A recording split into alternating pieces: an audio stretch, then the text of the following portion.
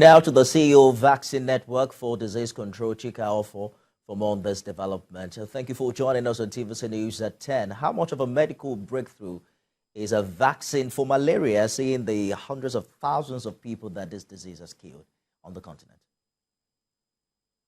Yes, it's a great relief because many of our children die from vaccine-related diseases, and malaria is one of them.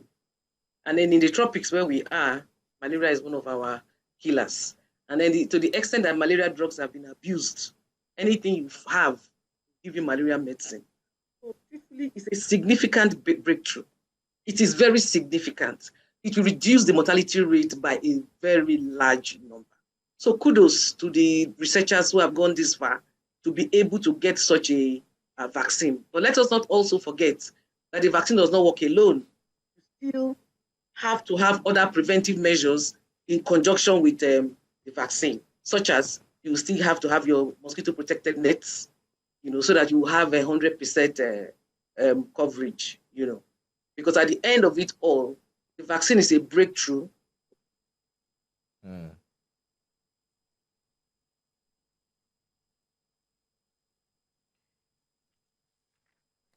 Well, if you're still there, I'm just concerned about the safety of this vaccine and how much trust Nigerians should have in it. The INEC, I can't hear you. Rather, NAFDAC, as we speak now, has granted provisional approval. How much confidence should Nigerians have in this vaccine? Okay, yes.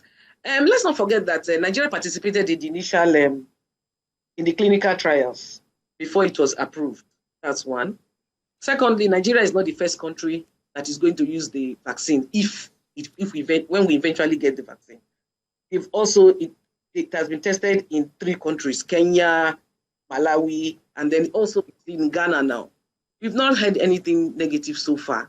So I'm optimistic. But while I'm optimistic, I also know that a lot of work, even as we speak, is still going into making sure that everything, the efficacy, the effectiveness, and then how to reduce the risks of different, maybe AEFI, that is adverse events following the vaccinations.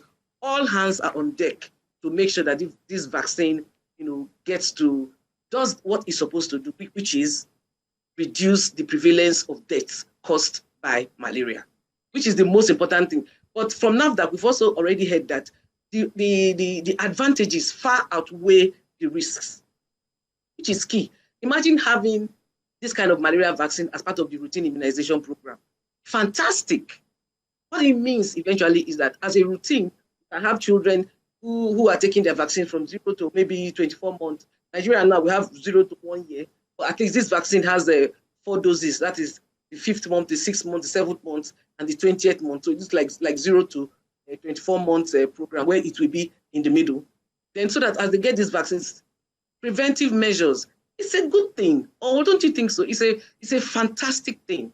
And then I can assure you that more work is being done as we speak to make sure that the efficacy, the efficiency, and less adverse events does not occur.